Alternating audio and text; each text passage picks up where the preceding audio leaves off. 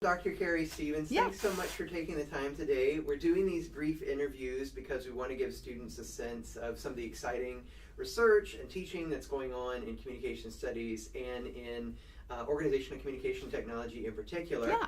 And we thought it would be fun to hear about some of your research. We know you've got a brand new book coming out. Yep. And so we were hoping you could tell us a little bit about it. Sure. Well, I just got the email that it's at the printing press right now, and it's called Negotiating Control, Organizations, and Mobile Communication. Very cool. So yeah, it's taken me several years to pull the book together, and it will be out this fall. And now this book came from research that you pulled together from lots of other smaller projects? Is that the idea? Yes. Or because you've been publishing out of these data for years, and now this book kind of pulls all that together? It does, and so it represents over 15 years worth of data collection. Wow. 150 different interviews with people from 35 different industries. Wow. So it was a very large project.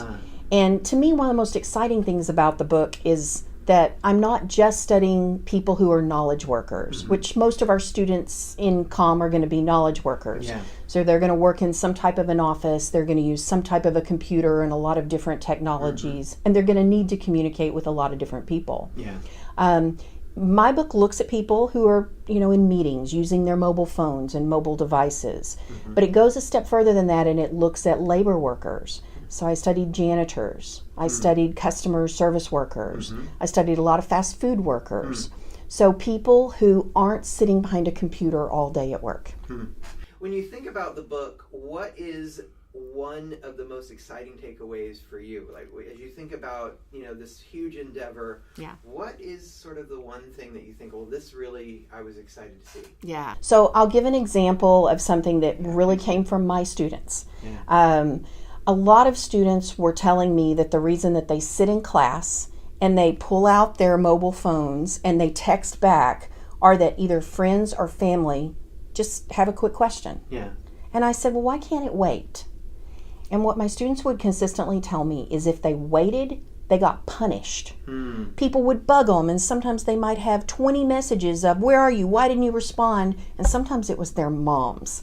And so Can't mess with mom. No. And they're like, I don't want my mom to freak out and call the police on me, which I have examples in the data set of that exact thing happening. Whereas this folks in your data, these are working folks that are facing the same kind of expectations around their technology use. They are.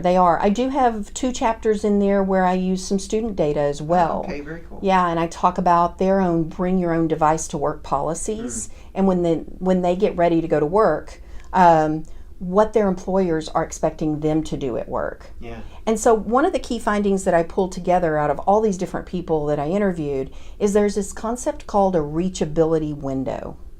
And people fall into 4 different categories in terms of how you can reach them during their work day or school day if you're a college student. Some people are really kind of always on.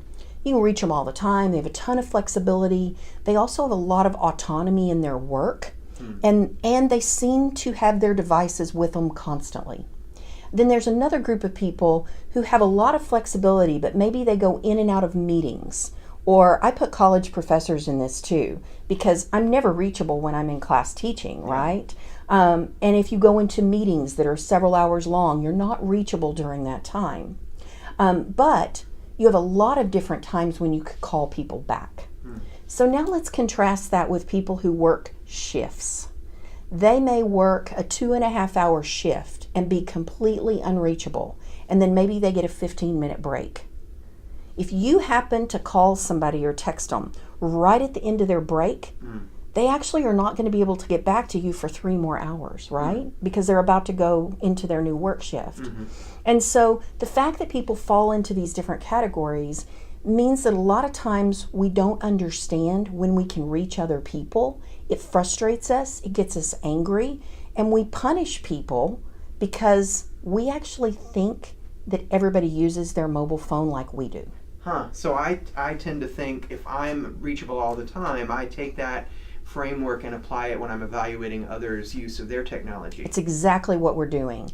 And so it explains a lot of the frustrations I think that parents have with their kids. Yeah. It explains some working relationships. And I have people in the data who have done a really good job of setting those expectations with their friends and family. Yeah. And they tell them, this is when I work. This is exactly what time of day that you can reach me. Yeah. And I'm very predictably reachable at those times. Such a simple thing, but so few of us actually think to do it. We do. Yeah. We do. Well, of course we can grab a copy of the book, but if a student wanted to take class with you, if they want to learn more about these issues and other kinds of things that you study, what classes should they take?